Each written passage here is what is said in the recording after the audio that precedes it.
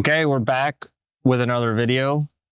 Fletcher, Wheaton, Alejandro, Ehrenberg. How you doing, Alejandro? Good. How are you, Fletcher? Good, man. I think we got some good data to present today, so we're going to give a little update on closing costs. We're going to give a little update on what's going on in the U.S. market, and then we're going to get in price per square foot on about 7 or 8 different areas in Baja. Okay, so starting January 1st this year, the real estate acquisition tax, which used to be 2%, is going to 3%.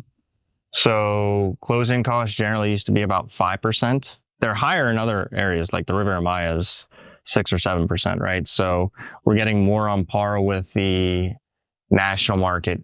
Now, this tax is for all buyers, right? So the seller does not pay this, but the buyer does. Okay. So this is increasing closing costs starting as of January 1st. Kind of a big deal. Yeah. Jumping up 1%. Now, what I have seen is be careful what you wish for. You go on to Facebook groups and everybody's complaining about water, roads, and I believe they have the right to do that. I don't believe the infrastructure here is sufficient. Like, hey, we're going to do this with low property taxes. I don't think it's a shock that we're lacking infrastructure and then this happens. So we're getting 1% more, and they're saying that it's literally going to go to public services, infrastructure, and community development. So that's 1% more on the tax, but how does that impact the whole closing cost? How much more? Because the closing cost is not only the tax, it's more things, no? We have somebody that bought in Carencia. They put an offer at the end of last year. They got their estimated closing costs, $4.7 million. So when they go to close the property this year, their closing costs increase $47,000. Do you think that's a big deal? It's a big deal. That's a huge deal. See? Yeah. And that's a huge purchase price, right? 4.7. But closing costs will increase. So like I said, your closing costs are going to go from 5% to 6%. That's all in. That includes the lawyers' fees, notary, everything, taxes. 5 to 6%. I mean, and look, everyone is different. Lower property taxes are going to help offset this. And this acquisition tax is 100% tax deductible from your capital gains when you sell your property. That's not going to help the person whose price just increased 47. They don't really care about this. As long as it gets used on infrastructure. If it does, I mean, in the long term, it gets, in a certain way, it helps the values of the properties go higher. I mean, look, infrastructure here is an issue. But now you're putting that in. I personally thought it would have been a good idea to maybe raise the property taxes, and keep this as is. But either way, they're saying they're going to use this. So we'll see. So this is what it is. It's the 3% breakdown. You have 1% that goes to roads, 1% goes to water. And that's how they're going to spend the 3%. 1% roads, 1% water, and the other. Yeah. Okay. Who knows? I was joking. I was joking, but hopefully that 1% goes to roads, waters, parks, whatever. We can be cynical about the government sometimes, but I think that it's in their best interest, and they know. Yeah, hopefully. I mean, we're in a position where if they do this, if they actually do use that money for infrastructure, like Cabo could be like the Monaco of Mexico, the Malibu of Mexico. Yeah, of course. The problem is that it already is from like the scenery, but yeah. But the only issue, and it's normal, it's that their time frame is shorter than the long term. Yes. That so they're in and out of office every 4 6 years or something like that. Yeah. It is what it is. Yeah. This is, and Alejandro hasn't seen this. Rich and Toto Santos was laughing because I didn't let you see the data on the last video. And he's like, man, you guys don't. And I was like, no, we'd rather it be interactive. So. And this is nothing, this is just what I find interesting. So this comes from John Burns Real Estate Consulting. Chris, if I botch your name, I'm sorry, but Chris Dorosiak on LinkedIn, give him a follow. Really good. He's like Lance Lambert. Okay. But this is data that comes from him. What percentage of U.S. home buyers under the age of 30 got help from family with a down payment? In the last year or something? Yeah. 70%. Not that much. Okay. I thought this number would be higher. Let's go. Okay. So 40%. That's just because housing's so expensive. Yes.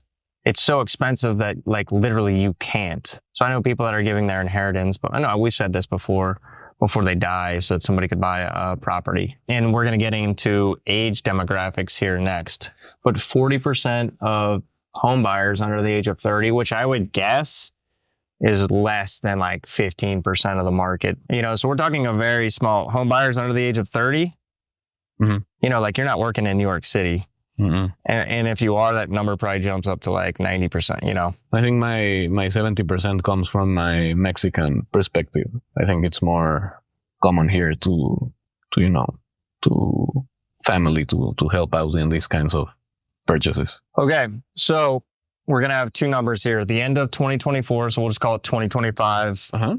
And then we're going to go pre-pandemic, 2019. So for last year, what was the average age for a first-time home buyer in the U.S.? I don't remember these, so I don't expect you to know this. Something like, I don't know, I'm just going to guess, 35. 2024? 38 years old. Wow. That's not spring chicken, man. Mm-hmm. Like 38, 38, like that's a lot of like halfway through your life, man. Yeah. And let's just say you're getting a 30-year mortgage. Yeah. Now, nobody really ever pays off a mortgage. Generally, they're going to sell the house before, but, you'd be 68 by the time you pay off your first home. I just think that's wild. Yeah. I mean, like, if you're going to... Well, that's what I'm saying. So, look, things are getting more expensive, so the birth rates declined statistically, like, not just opinion. And then people need more money from family to buy homes, and it's just more expensive. People are living longer too. Yeah. So 68 is not like the end of your life. Yeah. I agree. I agree. At 40, the back's already hurting. I don't know what it will feel like then. All right. So 2019, what do you think that number was? These are all like, it's all trending in the wrong direction. So it's going to be younger. Yeah. 35. Okay. 33. Wow. 33. So click it again. Obviously we know this, but 5-year difference, right? Mm-hmm. So we've seen, in my opinion, it's going that way, right? So just interesting data. What is the average age of all buyers in the USA in 2024? All buyers. And once again, we're going to say end of 24. So right now versus, and we're in 25, obviously, but versus like 2019. Okay, 45. Okay, let's see. 56. You can't say that's a spring chicken. No. This includes everything, like people that are buying like second, third investment properties. But it's life events that drive real estate purchases. I know, but my point though is that like graduating college, getting your first job, or like moving to your second job, or getting married, that's a life event. That doesn't mean that you can buy a house because it might not be affordable. That's all. That's my point. Yeah. I agree with you that life events, but like when you're 56 and you have a life event, it's generally different than when you're trying to get that under 30, which... Yes. But I guess my point is because we're living longer, there will be more life events. You'll get... I know, but like still, it doesn't... Yeah, maybe. But still, the guy who's 60 right now was able to buy a home at 24. Yeah. Oh, and did he work hard? I'm sure he did. Yeah. I'm just saying the guy that's coming out of college or the gal that's coming out of college that's doing all the right things, their parents literally have told me they're doing everything right. They just, like, I feel bad for them. I was able to do this. They can't. So let's see what that was in 2019. 50, 47. That's a 9-year difference.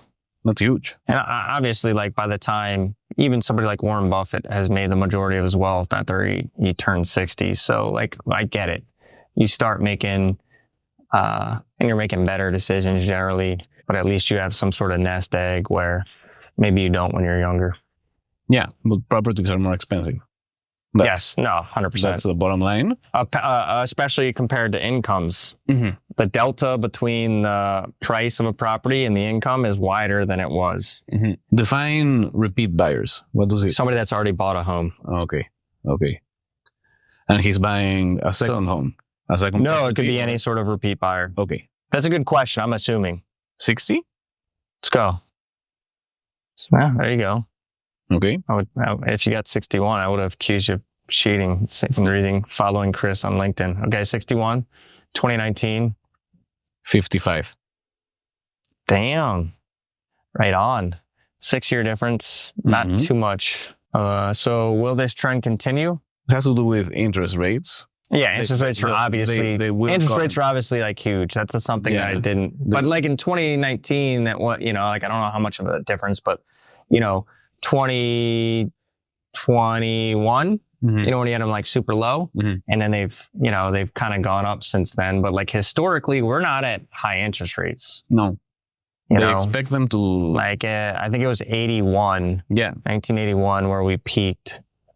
And like to get a mortgage was like 17%. They'll probably cut them this year, but still, I don't think they will. It will impact this trend. I do think it will continue over time. Yes, over time, yes. Not right now. So like, boomers are retiring or passing, and that wealth is trickling down. And like for example, in Cabo, I think you're seeing a lot of younger people with money, and it's generational wealth. There's a name for it. It's called a great wealth transfer, and it's trillions of dollars. And it makes me feel good because I'm a millennial, and they say millennials are going to be in the next few years the wealthiest generation in history. I know, but this depends on who the grandparents and the parents are, obviously. But yes, but generally speaking, boomers, it's not that they had it easy, but it was less competitive, and it was just a very productive time in history. If you had money in the stock market and you just left it, or if you had a house and Yeah. Like, once again, not knocking anybody here, just kind of stating reality. But so boomers, that money will get passed on one way or the other. This does show the burden of housing affordability, in my opinion. And I don't think that's going to get better anytime soon in the States. Yeah, so millennials, we went through the 2008 crash, and that kind of like set us back as a generation. I think the younger generation, like the Generation Z, is doing pretty well. But here's the other thing too, is like, so I graduated college in 2008. That was the worst time to Great Recession. And there was good things. There was a lot of opportunity then. But I remember how bad that was. And we also got real estate right after that. So like bought at the bottom. But if you just started getting real estate, like you're younger and like you've seen it, you haven't really felt that. So that's a interesting point too. Okay, price per square foot. Click on these a couple. Okay, so look, what we've done here, this is interesting, price per square foot, because we had a little back and forth. We're going to use AC square footage. Okay, to keep it consistent. This is you had numbers before and you would like eliminate the outlier, and which I thought was a good idea. But we wanted to keep it to AC square foot. A lot of people will include interior, exterior. Here's an interesting thing. First of all, in the MLS, a lot of agents are really bad with this. Okay, like so if you just take numbers, you actually have to go through and look at it. Tyson was the one who told us this. They're not really, some people will make AC or the entire, like this house right now, interior 2,700, but if you include the exterior, 4,000. But they'll list it at 4,000, so it looks good. Definitely. I mean, another thing that's interesting too is if you do patios and decks, like let's say you have a 1,200 square foot condo in Pedregal, and then you've got a 1,200 square foot rooftop.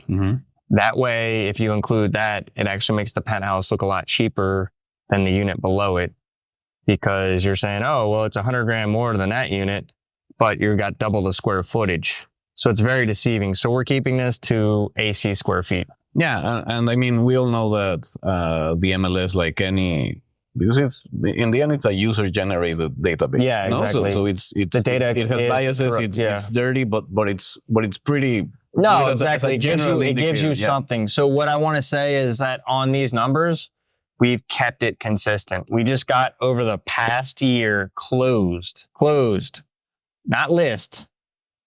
Reality of what people paid for. So this is past year closed, AC square feet, and we did not exclude outliers. So we're So this data, like that's what I'm saying. So if somebody was like, hey, I want to look, I'd have to look at these numbers a little bit more. Okay. So Next. Cabo, Tezal, yeah, keep going. And on the beach, these are some of the areas. We'll get onto them, so no need. This kind of repetitive. Okay. So San Jose San Jose Inland. What's that? What does inland mean? Like Campestre and Fonatur, Okay. right? Like that area. I'd say 500 per square foot. I think it's a little bit less than that in those. Let me see. 437. Okay. Okay, so Campestre, and look, Campestre has some really nice stuff in it too. Yeah. Fonatur has some older stuff. Mm-hmm. Yeah. You know, like we'll get into Puerto Los Cabos, that is a lot higher. Per And this square is foot. just closed over the last year. Closed. AC square foot. Okay. Yes, AC. Puerto Los Cabos, that should be higher. So that should be something like 530 or something like that. Oh, wow. 781. And once again, this is just interior. Mm-hmm. And like some of these houses in Puerto Los Cabos have Yes, huge, are just like this house has a really nice pool with an ocean view. That could almost be like half of the square footage, but we're just going off AC square footage. By the way, Puerto Los Cabos is the most expensive one that we're showing on this list. Tesal.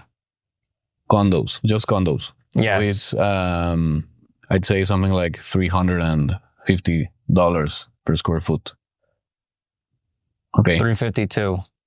Mm-hmm. So, and look, at the end of this, we're going to rank them to show where this is. So Tezal is an area where you have a lot of pre-construction, 352 per square foot AC. Now, look, if we're going vertical, a lot of those units have exterior space. Like it's all about the balcony too. Mm-hmm. So that's taking that out. Cabo San Lucas, the beach and the marina areas. This is not Pedregal, but look, on this, like this includes like Hacienda Beach Club, Okay. which is expensive. Yeah. I'm sure there's a couple of outliers there, but we're including them anyway. No, so you have a lot of older stuff. Yeah. You have a lot of older stuff. Okay. But and like Hacienda is it's not new. No. But it's right there and it's nice. Yeah.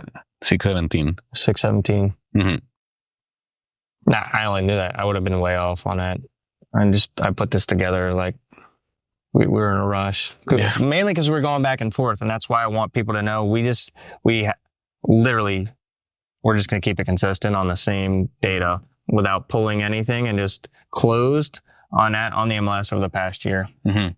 Pedregal, so it's 550. 550? I think it's less. Okay. 484. Now, look, in Pedregal too, you have some older condo buildings. Mm-hmm. So this is homes and condos. But 484, it's not, it makes like on average and all that. Yeah. On average. On average. And that's throwing a lot of stuff in there too. Mm-hmm. Eastcape Homes. I just remember this being more expensive than you thought it was. It's more Now, expensive. so here's the other thing too, is that there's really not that much inventory, and then you got to think a lot of these new homes are being built, especially like beachfront stuff, like Playa Tortuga. You're looking at like 4 to 5 million, and they're like pretty massive places, but exactly. But it's a premium because there's really not that much inventory. Mm-hmm. And it's kind of like what we were seeing in Todos Santos, but like now it's kind of East Cape, because at least there's more inventory, in my opinion, when you talk about the Pacific side. And East Cape is just like scattered too. Mm-hmm. But I think, over the next 5 years, you're going to have a lot more coming online. Yeah, and remember we're looking at AC square feet, so some of these homes sit on huge pieces. Yeah, no, exactly. And that would drive the Diego, price a builder, lower. he's doing one in Playa Tortuga, and they're literally building on 10% of the lot. There you go. Mm-hmm. So, and a guy like, in the future, he could build all sorts of other things there too, but Exactly. That's a good point. Between 400 and 457 per square foot. Okay. So not cheap, but once again, and you got to think about this too. Like Costa Palmas, I don't think there's much on they do all that stuff off market. Mm-hmm. So we're not even Costa including. Palmas is not here. No. And it's like, that's La Ribera, but still, so people understand we're talking, this is more like, outside of HOA communities, maybe like Lighthouse Point and things like that. But Pacific. This is from Elias Cayas all the way up to Todos Santos North. I excluded like Quivira, Diamante. And Pescadero and Cerritos too, right? Yes, So, Pescadero. So like all of them included. I don't know. And this just closed over last year. 400. I'm going to say, no, it's more than that. What is that? So Elias, I'm going to say, yeah. Damn. It's less. 366.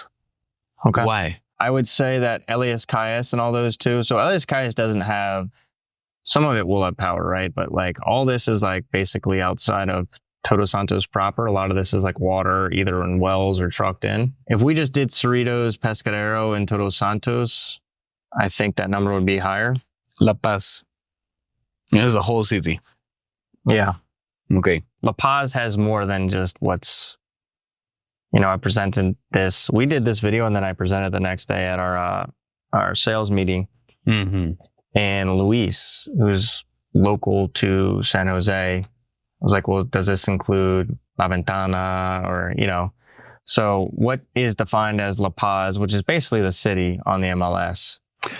La Ventana is the Escape, right? In this presentation?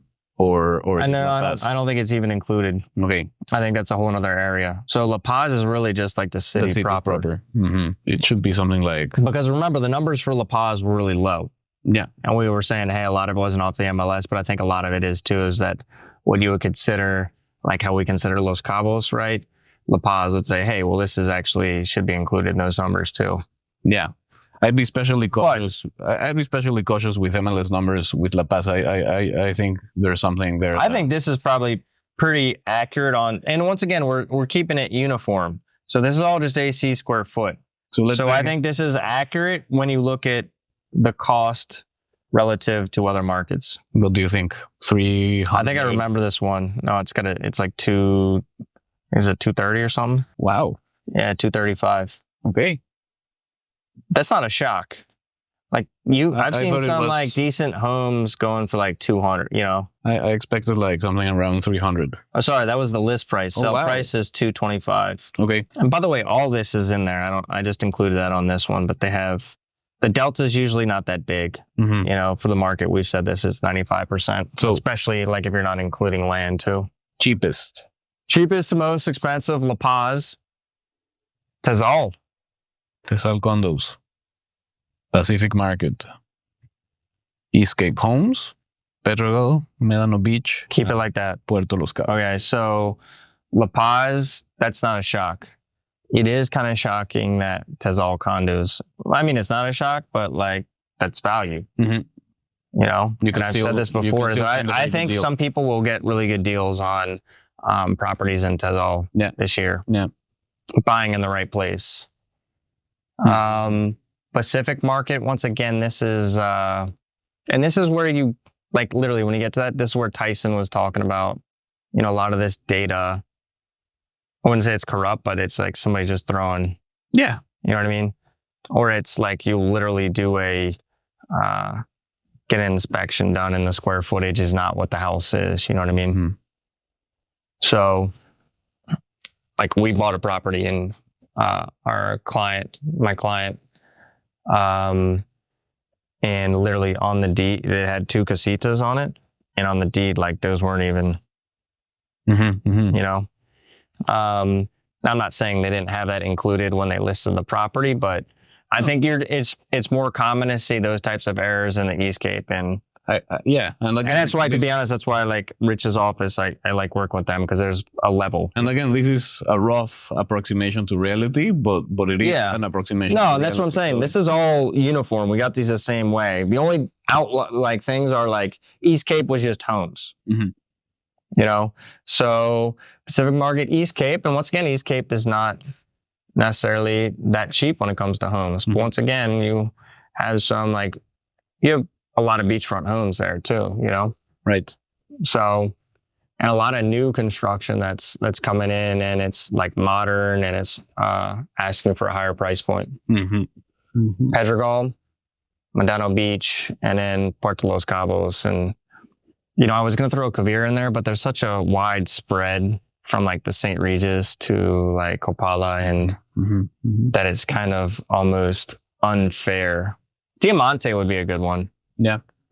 because it's kind of uniform. Kind of. But like you just have literally like 16 million to 500,000 basically, and a lot of those are the volume is like the 500,000 to like 700, the condos in Mavila and Copala. But it just goes to show you that the golf courses, especially nice ones like Puerto Los Cabos, you're gonna be paying a premium. Land banking as a play. Let's go on to this one. I would say we spoke in the last video about land banking, which is basically people do land banking by accident. They'll buy a piece of land and they're going to build on it. And then they get the build, the cost to build, and then they don't end up building. They can't get financing for it.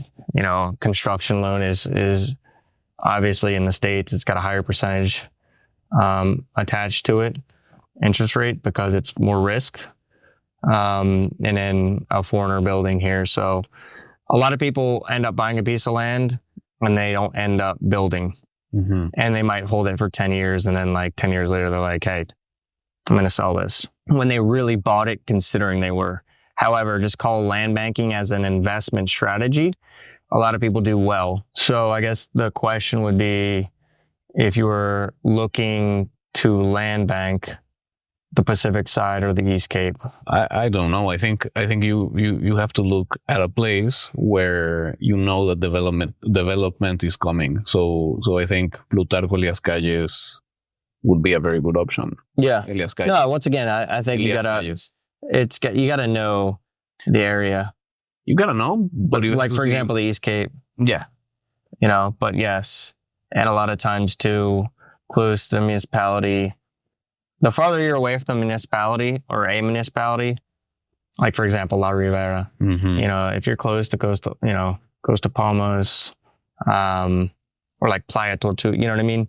I think those are, the farther you are out, the longer you're going to wait, but the higher the appreciation potentially. Yeah. But then once again, that's what we're saying is like closing costs just increased, but then you have that lower property tax. And that's what you were saying the other day about Todos Santos, no? Even if it's not the municipality, it's a historic town, and the whole area is anchored around it. So you kind of know that if you go a little bit north of Todos Santos, you know that development is going to get there eventually. While if you buy in the middle of the East Cape, you have to really think about your play, no? But I agree with you. You don't just like do it. I think you gotta like it. Like where would you buy? Well, we bought on the Pacific. If you had to buy again, it would depend. But see, like if we're gonna we'd build on the lot we currently have. So this would be like strictly pretty much kind of a land banking play, like Todos Santos proper, like close or in. Maybe Playitas, but once again, I was told that the city play would be there, or something kind of close to like La Ribera or Playa Tortuga on the East Cape. But I would very much be open to the East Cape. Whereas when we got that piece of land on the Pacific, which was a good buy, I would kind of have been opposed to it. But I understand it better now. And on top of it, just like Playa Tortuga, there's a lot going on. So like that area up to like La Fortuna, the cat is out of the bag. I mean, you see it happening. Yeah. What else do we have? Flight traffic. So this is interesting. Okay. So by the way, the airport in Cabo is part of a publicly traded company, GAP. So they publish their stats every. Okay. So you can see, and these are all the airports in it, right? Some of these, like Kingston in Jamaica, they have a couple that aren't in Mexico. But if you look at this, so we've been above Vallarta for a while now. But if you look at January through December, we had 7.5 million passengers. I remember when that was like 4. And we're talking like that was like right around the pandemic. So the flight traffic, people might point to this and say, hey, flight traffic's down 3%. And this is total passengers, right? You can break it down to like domestic because they have and then I'll give you kind of like even a better indicator. But look, the airport's just getting more flights. And that's part of what we were talking about earlier, me and Christian, was it's just so easy to get here. Mm-hmm. So many direct flights. So, and that's only going to increase as the airport grows. I mean, then you have like, obviously like La Paz is going to get some more flight traffic. Loreto in the future too. Yeah. Connectivity is great. And I looked up this, man. I was like, hey, what about like, I say like Kansas City, Mm-hmm. and they were getting like, I think 12 and a half, 13, something like that. Same thing with like I think it was like checking the world, but like some of these bigger cities in the States, like big enough to have an NFL team, Mm-hmm. they're getting more, but like not that, you know what I mean? And the rate of which we're growing at and everything, like numbers are all skewed if you look on a 10-year path, just because the COVID numbers dipped and then you had like a blast off after that. So really starting like, let's say 23, 24, 25, I think even with us saying, okay, well, we went down 3%, I don't think anything like, oh, flight traffic went down. I'd say that I really do believe, what are we, 2025? I wouldn't be shocked if that's closer to 10, in 3-4 years. Now they're going to have to, and they are already expanding the airport, but. Mm-hmm. Yeah, I mean, for someone who lives in LA or San Diego, if you talk to them, it's completely normal to fly down here for just a weekend. Like it's not a a long trip that you plan. It's like a domestic flight in the United States. Yeah, like you come for the weekend with go like back. less TSA. Yeah. Well, I guess you got customs and everything, but like it's super easy to fly here. So yes, exactly. But it's basically like a domestic flight when you take in flight traffic and ease, mm-hmm. and the fact that it's. You're not flying Aero Mexico, you're flying like Delta, you're flying with, whatever airline you really want to be honest. Exactly. Yeah, it feels very close to mainly California and Texas. Flying from Arizona is super easy as well. Yeah. I think it's a super easy flight. One thing I want to say about this too is I didn't check it. I should have.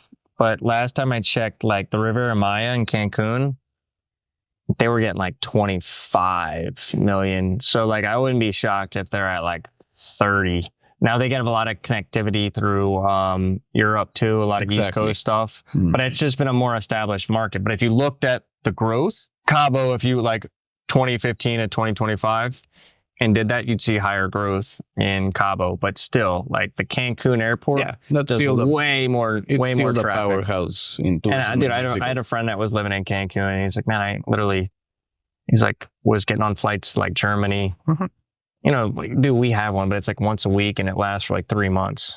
Like that's not really a flight where they're going to London or they're going. So there's a lot of connectivity through Cancun. Yeah. And that level of massification has its downside as well. So yeah. No, but I mean, once again, you have like a bunch of markets right there. A lot of those people can go to Yucatan, they can go to Playa, Tulum, and even farther. Is Cabo overbuilt? I don't know if I want to get onto this one right now. I threw that in there. I would say, look, I just say this because I ran into somebody and he asked me this. And I would say, like, look at Tezal, the numbers we just did, right? I think you can find value there. So will Tezal be overbuilt in like 10 years? Well, hopefully that 1% is not going in some vortex would be a nice way of saying it, as opposed to somebody's pocket, right? Yeah. Hopefully that extra 1% gets roads, water, infrastructure, parks, man. Let's get some damn parks here. So if you say that people do the right thing here, even if the government doesn't, right? But I'm just saying, I think if you look out, I think you're going to still see population growth. So when you say like that's overbuilt, I think an area like Tezal, you could say, yes, it is, but you can still get good deals there. But on top of it, I think you just have a lot of opportunity to grow. Yeah, and proper infrastructure and urban planning means that overbuilt is relative. Like you can have more buildings, more people if they're properly organized in with good infrastructure. And I hope that 1% goes to that, like you say. Have a plan. There is a plan. The thing is that I'm saying you as a buyer too, right? I thought you were talking about the government.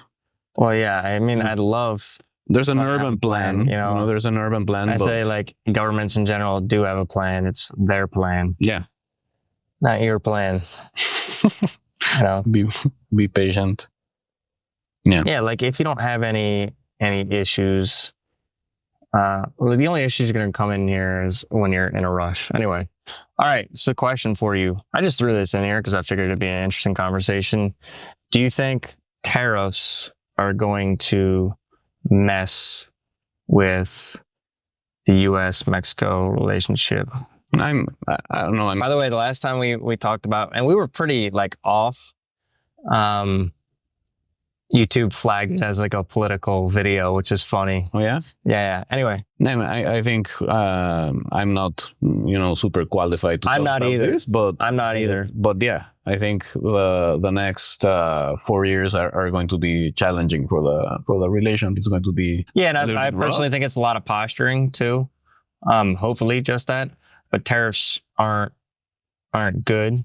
I think what's going to happen too is you see a lot of Chinese money coming here for like industrial, which kind of circumvents any tariffs imposed on them because they just build here and they go up. And I think that relationship is going to get attacked as Mexico is in bed with the enemy, which to be honest, there is a lot of money coming in from Asia for that.